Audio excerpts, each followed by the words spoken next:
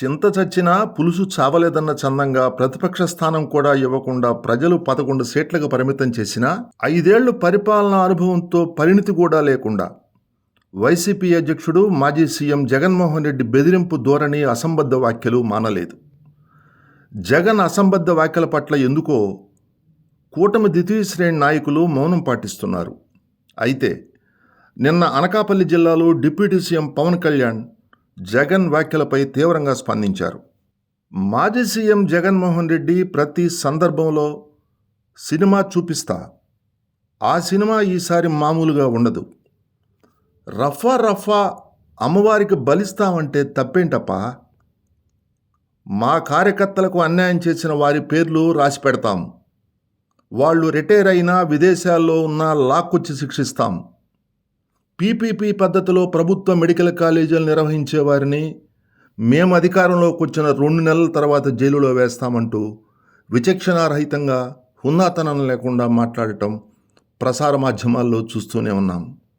అయితే అధినేతతో పాటు తామేమీ తక్కువ తనలేదన్న చందంగా ఆ పార్టీ నాయకులు కూడా అడ్డదిడ్డంగా మాట్లాడుతుంటే సీఎం చంద్రబాబు, మంత్రి నారా లోకేష్ పలుమార్లు పార్టీ నాయకులతో ప్రతిదానికి మేమే స్పందించాలా, మీకు బాధ్యత లేదా, ఇలా దాటవేత వైఖరి ఉంటే పార్టీ శ్రేణుల మనోధైర్యం దెబ్బతినదా అంటూ తీవ్ర ఆగ్రహానికి గురైన సందర్భాలు చాలా ఉన్నాయి. అయితే తాజాగా ప్రభుత్వ మెడికల్ కాలేజీల పీపీపీ విధానానికి నిరసనగా 1 కోటి సంతకాల సేకరణ పేరుతో గవర్నర్కు సమర్పించే సమయంలో జగన్ తీవ్ర వ్యాఖ్యలకు డిప్యూటీ సీఎం పవన్ కళ్యాణ్ ఘాటుగా సమాధానం ఇచ్చిన తీరు కూటమి అభిమానుల్లో భరోసా నింపింది. అధికారం ఉన్నప్పుడే మీకు భయపడలా, ఇప్పుడు భయపడతామా? గీత దాటి మాట్లాడితే మీ చేతుల్లో గీతలు తీసేస్తాం, మేము మళ్ళీ వస్తాం, జైలుకు పంపుతాం లాంటి ఉడతూపు బెదిరింపులకు మేము భయపడం. మీలాంటి రౌడీల విషయంలో రాజకీయ నిర్ణయం తీసుకుంటే పరిస్థితి ఏమిటో ఆలోచించుకోండి. మీ వెనక రౌడీలు ఉంటారని, ఉన్నారని అధికారులు భయపడుతున్నారు. అలాంటి రౌడీలు, కిరాయి హంతకులకు UP CM Yogi Adityanath ట్రీట్మెంటే correct. Rowdyism చేస్తే కాలుకు కాలు, కీలుకు కీలు తీసి మడతబెట్టి మూలన కూర్చోబెడితే అప్పుడు తెలుస్తుంది మేమంటే ఏమిటో. అధికారం ఉన్నా లేకున్నా ఎప్పుడూ భయపడం.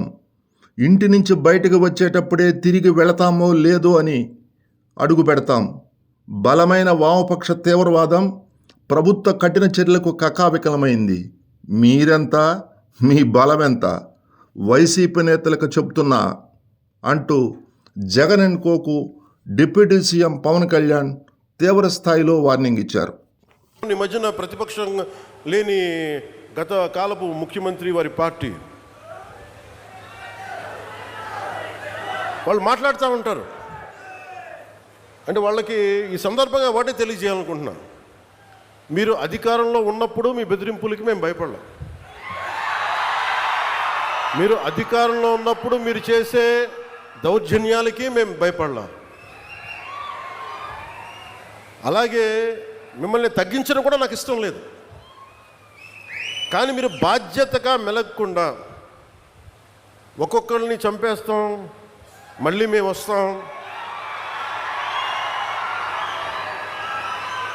అని మీరు పిఠాపురం లాంటి చోట కూడా మీరు చిన్నపిల్లల మధ్యలో కాస్ట్ ఫీలింగ్స్ పట్టుకొస్తే మిమ్మల్ని, మీ అధోగతికి నేను ఏం మాట్లాడను, మీ దిగజారుడుతనానికి నేను ఏం మాట్లాడను. ప్రకృతిని ప్రేమించేవాడు, తల్లిదండ్రులను గౌరవించేవాడు చేసే పనులా ఇవి?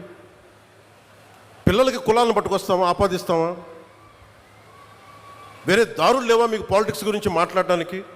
సిగ్గుందా ఒక్కొక్కరికి అలా చేసే వాళ్ళకి? మాకు నోరు లేదనుకుంటున్నారా?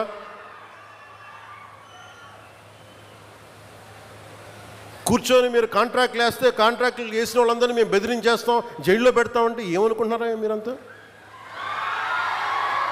మేమేం మాటలా గుర్తుపెట్టుకోండి. అలా బెదిరించే సమూహం ఎవరైనా సరే, అలా బెదిరించే సమూహం ఎవరైనా సరే, మిగతా వారి గురించి నాకు తెలియదు. పవన్ కళ్యాణ్కి అధికారం ఉన్నా అధికారం లేకపోయినా పవన్ కళ్యాణ్ ఎప్పుడు పవన్ కళ్యాణ్ లాగే ఉంటాడు, భయపడ్డం. చాలా ఇంట్లోంచి బయటకు వచ్చేటప్పుడు తిరిగి వెళ్తాం లేదు అని డిసైడ్ అయ్యే వస్తాం. అందువల్ల మీ ఆకు రౌడీలు కానీ, అలాగే చెప్తున్నా, ఏదైనా మాట్లాడితే అధికారులు కూడా భయపడుతున్నారు. ఎందుకు భయపడుతున్నారంటే చెవుల్లో చెప్తారు, అదే సార్ వాళ్ళ వెనక చాలామంది రౌడీలు ఉంటారండి, కిరాయి హంతకులు ఉంటారంటే, మీకు కరెక్ట్గా యోగి ఆదిత్యనాథ్ లాంటి ట్రీట్మెంట్ కనుక ఒక్కొక్కడికి ఇస్తే, ఒక్కొక్కడికి రౌడీజం అంటే కాలు కాలు కీలు కీలు తీసి మడత పెట్టి కింద కూర్చోపెడితే, అప్పుడు కరెక్ట్గా చెప్తా, కరుడు గట్టిపోయిన జీవితకాలం ఒకే మనం వాళ్ళతో ఏకీభవించవచ్చు, ఏకీభవించకపోవచ్చు. నక్సలైట్స్ తోటి, వామపక్ష తీవ్రవాదులతో మనం ఏకీభవించవచ్చు, ఏకీభవించకపోవచ్చు. అలాంటి బలమైన ఆర్గనైజేషన్నే కకావికలం అయిపోయిన పరిస్థితుల్లో ఉంటే ప్రభుత్వం తలుచుకుంటే, అలాంటిది ఇన్ని లక్షల మంది పోలీసు ఉండి, ఇన్ని వందల మంది ఐపీఎస్లు ఉండి, 1000-2000 ఉన్న డిఎస్పీలు ఉండి, అలాంటి కిరాయి గ్యాంగుల్ని మెయింటైన్ చేసే వ్యక్తుల మీద 2 రోజులు 48 గంటలు మీ చుట్టుపక్కల ఎవరున్నారు, వాడి పేరేంటి అన్ని కనుక్కొని ఒక పొలిటికల్ నిర్ణయం తీసుకుంటే ఇక మళ్ళీ ఎప్పుడు ఇలాంటి మాటలు రారు. మీకు అక్కడి దాకా తీసుకెళ్ళకండి. మీరు ఇదే చెప్తున్నాను ఇంకొకసారి, సామాజిక మాధ్యమాల్లో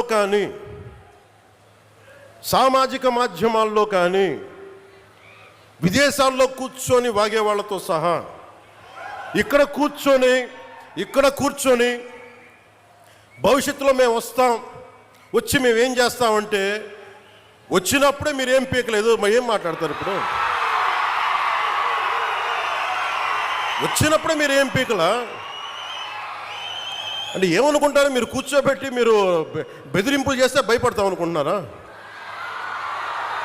దానికి మేము ఒక్కడు చిన్నప్పటి నుంచి కూర్చొని అమరజీవిని గుండెల్లో పెట్టుకున్నాడంటే వాడికి ఎంత పిచ్చి ఉంటుంది? ఏ మ్యాడ్నెస్ ఉంటే ఇలా వస్తాం మేము? ఏ అండదండ లేకుండా పార్టీ పెట్టి ఇక్కడ దాకా వచ్చామంటే ఎంత కమిట్మెంట్ ఉండాలి నీకు, సమాజం మీద, దేశం మీద, రాష్ట్రం మీద, ప్రజల మీద. పద్ధతులు మార్చుకోండి. ఒక మాట అనాలంటే అలాంటి తప్పేం లేదు. డెమోక్రసీ ఇది, ప్రజాస్వామ్యం. ఖచ్చితంగా అనండి. అనటానికి కొన్ని గీతలు ఉంటాయి. గీతల్ని దాటి మాట్లాడితే మీ చేతికి మళ్ళీ ముద్రలు వేయడానికి ఏముంది? అలా మాట్లాడే వాళ్ళు చెప్తున్నాను ఇప్పుడే,